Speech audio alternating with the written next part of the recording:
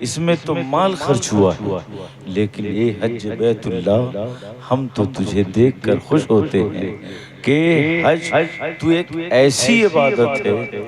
جس میں جانی مالی بھی ہے اور جس میں بدنی بھی ہے، جس میں محنت بھی ہے، جس میں پیسہ بھی ہے، جس میں انسان طواف کعبہ بھی کرتا ہے، سعی بین الصفا والمروہ بھی کرتا ہے، وقوف عرفات بھی کرتا ہے، منی میں قیام بھی کرتا ہے، قربانی بھی کرتا ہے، مزدلفہ میں قیام بھی کرتا ہے۔ ایک حج کیا ہے؟ یہ جسم اور ہمارے بدن کے لیے اتنی محنتیں ہیں اس میں کہ جواب نہیں ہے۔ اور مال کا عالم یہ ہے، آج کے وقت میں 3.5 سے 4 لاکھ روپیہ کم سے کم سرکاری کوٹے سے اگر آپ جائیں گے تو یہ حج میں خرچ ہے، گویا مال بھی ہے اور اس میں بدن بھی ہے، آپ کے جسم کی محنت بھی ہے، آپ کا مال بھی ہے۔ اور جو جسمانی، بدنی اور مالی دونوں اعتبار سے عبادت کوئی ایک ایسا مجموعہ ہو تو اسی کو حج بیت اللہ کہتے ہیں۔ فقہاء اسلام فرماتے ہیں ایام مخصوص میں اور مخصوص ماہ میں بنیت عبادت چند مقامات مقدسہ کی زیارت کا نام حج بیت اللہ ہے۔ ایک حاجی بیت اللہ کے حج سے آیا ہے اور ایسا آیا ہے کہ دنیا کے جتنی بھی حاجی ہیں جنہوں نے حج کا پیغام دیا، جنہوں نے حج کی فرضیت بتائی، وہی رسول فرماتے ہیں اللہ نے جسے توفیق حج عطا فرمائی، جس نے سعی کیا، جس نے طواف کیا، جس نے وقوف عرفہ کیا، پھر وہاں سے حج کے ارکان صحیح طور پہ ادا کر کے آ گیا اور اللہ تعالیٰ نے اس کے حج کو قبول فرما لیا، تو یہ سمجھو کہ اپنے گناہوں سے مکمل پاک ہو کر آ گیا ہے۔ اور وہ آج ایسا ہے گناہوں سے پاک گویا آج ہی ماں کے پیٹ سے پیدا ہوا ہے، اس کے تمام ماں سبق گناہ معاف کر دیے جاتے ہیں۔ اور اسی لیے حاجی جب حج کرنے جاتا ہے اور نمازی جب مسجد میں نماز کے لیے جاتا ہے تو نمازی آپ سے یہ نہیں کہتا ہے کہ میں جا رہا ہوں فجر پڑھنے، آپ قبولیت کی دعا کیجئے، وہ اپنی دعا مانگ لیتا ہے۔ میں جا رہا ہوں مغرب کی نماز پڑھنے کے لیے، آپ دعا کیجئے، لیکن نہیں، وہ اپنی دعا خود مانگ لیتا ہے۔ مگر حاجی جتنے قدم اٹھاتا ہے، یہاں سے قدم اٹھایا دعا کروا رہا ہے، گھر سے نکلا دعا کرا رہا ہے، ممبئی کولکاتہ گیا یا جس جگہ سے اسے اڑان بھرنی ہے، اپنے تمام متعلقین سے کہتا ہے حج میں جا رہا ہوں، قبولیت کی دعا کیجئے گا، چونکہ جانی بھی محنت ہے، وہاں جانی بدنی بھی محنت ہے اور مال بھی جا رہا ہے، کہیں یہ حج ناکام ہو گیا تو ہمارے گناہ معاف نہیں ہوں گے۔ اسی لیے حاجی اپنے حج کو خالصاً لوجہ اللہ کرنے کے لیے یہ دعائیں مانگتا ہے اور دعاؤں کی درخواست کرتا ہے۔ گویا عبادت ایسی ہو جو خرافات سے خالی ہو، عبادت ایسی ہو جو غلط اور بدعات اور رسومات سے خالی ہو، عبادت ایسی ہو جو خالصاً لوجہ اللہ ہو، عبادت ایسی ہو جو خالصاً رضائے الہی کے لیے ہو، پھر تو وہ عبادت ایسی ہے جو آپ کی شریعت اس کا مقتضی ہے۔ اور اسی کو بچانا ہے، اسی کو بچانے کے لیے صحابہ کرام نے اتنے میدانوں کا سفر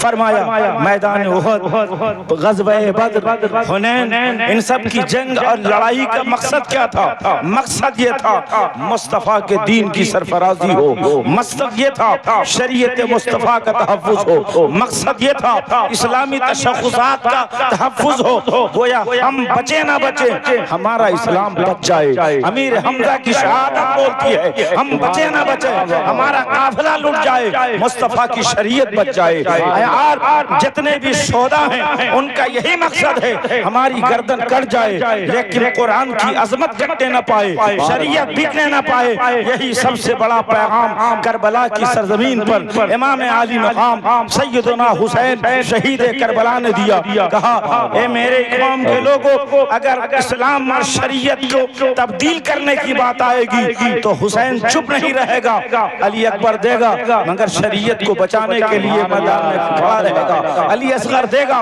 مگر شریعت مصطفی کو بچانے کے لیے کربلا میں کھڑا رہے گا، اپنے قاسم کو لٹائے گا مگر مصطفیٰ کی شریعت کو لوٹنے نہیں دے گا۔ گویا حسین وہ ہیں جنہوں نے شریعت کا تحفظ کیا، جنہوں نے شریعت کی حفاظت فرمائی۔ آج تاریخ اسلام گواہ ہے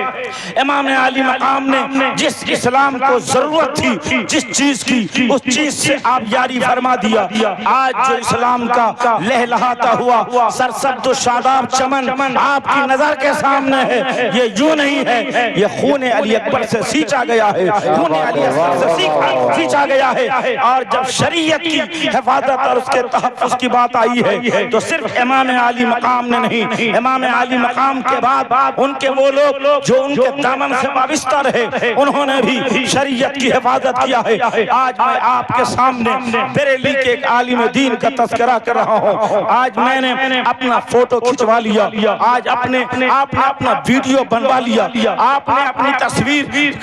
کھچوا لیا، شائع کروا دیا۔ آپ کی مجبوری ہے آدھار میں تصویر دینا، آپ کی مجبوری ہے پاسپورٹ میں تصویر لگانا، آپ کی مجبوری ہے حج بیت اللہ کے لیے اپنی تصویر کھچوانا۔ مگر ہم ایک بات کہیں، جب مصطفیٰ کی شریعت کے تحفظ کی بات آ رہی ہے تو سب بکنے والے نہیں ہوتے ہیں، سب حالات سے سمجھوتا کرنے والے نہیں ہوتے ہیں، سب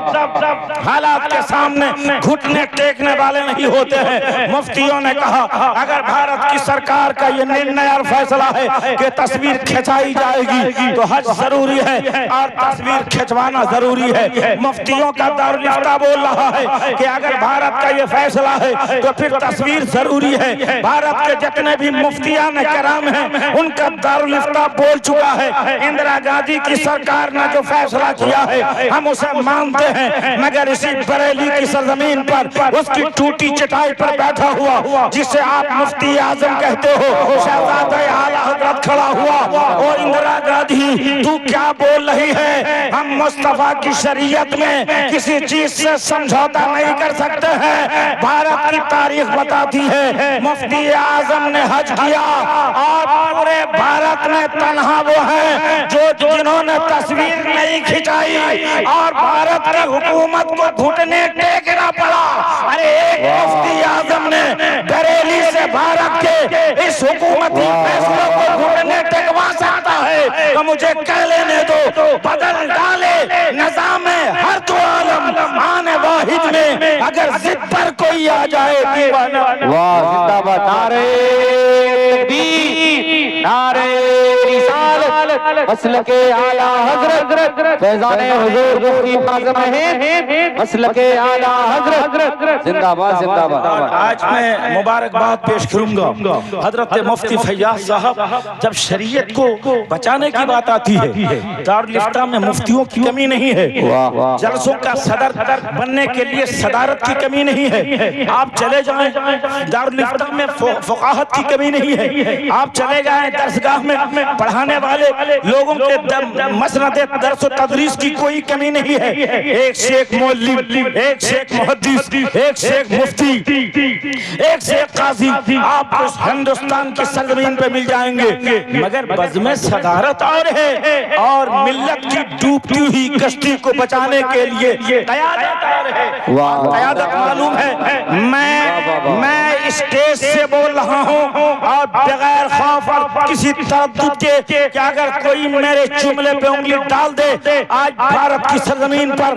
جب مسلمانوں کے تشخصات پہ حملہ ہوا، شریعت مصطفی پہ دشمنان اسلام نے جب پنجا شب خون مارنا چاہا، آج آپ دیکھ رہے ہیں یوگی اپنے ہارنے کے خوف سے کیا کیا کر رہا ہے، دکان میں نام لکھنا ہوگا، کاریگر ہو تو نام لکھنا ہوگا۔ ارے یہ تم بعد میں کر رہے ہو، بریلی کے ایک امام احمد رضا نے پہلے کہہ دیا تھا تمہیں اگر کچھ لینا ہے تو اپنوں کے یہاں لو اور اگر کچھ بیچنا ہے تو اپنوں سے بیچو۔ میں کہتا ہوں چاہے بھارت کی پارلیمنٹ میں پاس ہونے والا، چاہے وہ سی اے ہو، این آر سی کا معاملہ ہو یا 3 طلاق کا معاملہ ہو، جب 3 طلاق کا معاملہ ہوا اس سے پہلے اسی طلاق کے سلسلے میں شابانوں کا کیس جو 1985 میں ہوا، آپ کو پتا ہے پورے بھارت کا مسند، چاہے درس و تدریس ہو، مسند فقاہت ہو یا مسند صدارت ہو، سب کے سب خاموش تھے، مگر ایک علامہ اٹھا جسے دنیا رئیس القلم کے نام سے جانتی ہے، عبید اللہ ادھر آؤ، رضی اللہ ادھر آؤ، ولیابی ادھر آؤ، شریعت کو بچانے کی گھڑی آ گئی ہے۔ ارشد القادری کے جھنڈے کے تلے سیوان میں مسلمانوں کا ایک ازدحام کھڑا ہوا، ہم سب کچھ برداشت کر سکتے ہیں، مسلم پرسن اللہ میں مداخلہ برداشت نہیں کر سکتے ہیں۔ آج آپ کے سامنے جو شیر نر بیٹھا ہے، آپ کو علم ہو نہ ہو، جب ہندوستان کی سرزمین پہ اس مودی حکومت نے پارلیمنٹ میں 3 طلاق کے بل کا معاملہ پیش کیا اور اس وقت سارے پارلیمنٹ کے ممبران کو سانپ سوکھ گیا تھا، ملت کے رہنما ڈر اور خوف کے مارے جی رہے تھے، اس وقت آپ کا یہی دبلا پتلا غوث اعظم کا غلام علامہ ارشد کی گود کا پروردہ جب دنیا گھروں میں چھپ رہی تھی تو یہ بھارت کے پارلیمنٹ کے دروازے سے آواز دے رہا تھا، اب پھر سپریم کورٹ تک پہنچا، وہ کوئی اور نہیں، وہی غازی ملت علامہ غلام رسول ولیابی ہے، جنہوں نے شریعت کے تحفظ کے لیے قدم بڑھائے۔ واہ واہ واہ واہ واہ، زندہ باد، نعرہ تکبیر، نعرہ رسالت، حضرت علامہ غلام رسول۔ یہ دلبر اشفانی صاحب آپ کا نعرہ اچھا مائک خراب ہو گیا، تو اتنے بڑے علامہ بیٹھے ہیں جو اہل سنت کے ابھی عظیم قائد ہیں، اللہ تعالیٰ ان کو سلامت رکھے، ان کے عہد کو قبول فرمائے، اور ہم لوگوں کو شریعت کے تحفظ کے لیے جب یہ آواز دیں ہمیں دوڑ جانے کی ضرورت ہے، اللہ تعالیٰ ہمیں اس کی توفیق عطا فرمائے، آمین یا رب العالمین، بجاہ حبیبک سید المرسلین، وآخر دعوانا ان الحمدللہ رب العالمین، السلام علیکم۔ زندہ باد، ماشاءاللہ۔